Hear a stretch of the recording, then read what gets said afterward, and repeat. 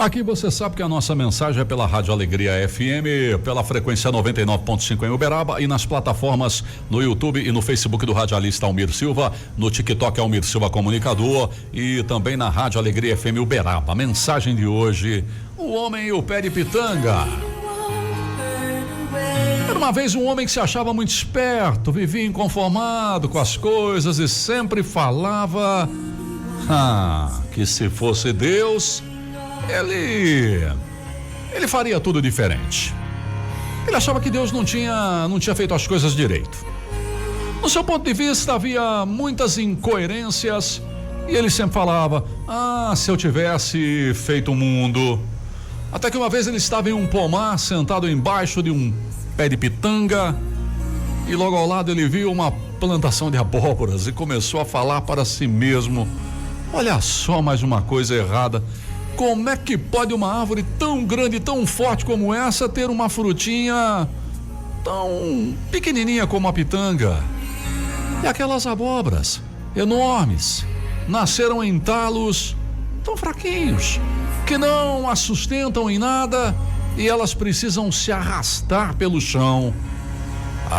Se eu tivesse feito o mundo, seria tudo diferente. As abóboras nasceriam na árvore de pitanga. Seria o certo. Mal ele terminou o seu raciocínio e caiu uma pitanga em cheio no seu nariz, causando uma grande dor. E quando ele se refez do susto, um outro pensamento o assustou ainda mais. Se uma pitanga, que é uma fruta pequena, caiu no meu nariz e já me machucou, imagina se fosse uma abóbora. Desde esse dia ele parou de se achar mais esperto que Deus e de querer que as coisas fossem à sua maneira e não como são. E o que eu quero te dizer como isso? Que nós devemos sempre confiar em Deus, pois Ele sabe o que faz. Entender tudo aquilo que Ele colocou nesse plano terrestre, porque tudo que Ele fez foi à sua maneira e com perfeição. Deus não erra. E você não precisa questionar ou tentar entender aquilo que Ele faz, a não ser compreender. Mas como é que eu posso acreditar na sua existência? Você não tem que acreditar, você tem que sentir. Isso é igual um café que você vai tomar. Tome o café puro e de repente coloque um pouquinho de açúcar, porque Deus é como açúcar.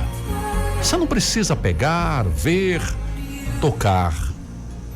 Você precisa apenas sentir e confiar, porque Ele jamais vai fazer algo que não tenha que ser da maneira que Ele entende que é a maneira correta. Não precisa ver, não precisa tocar, apenas sentir.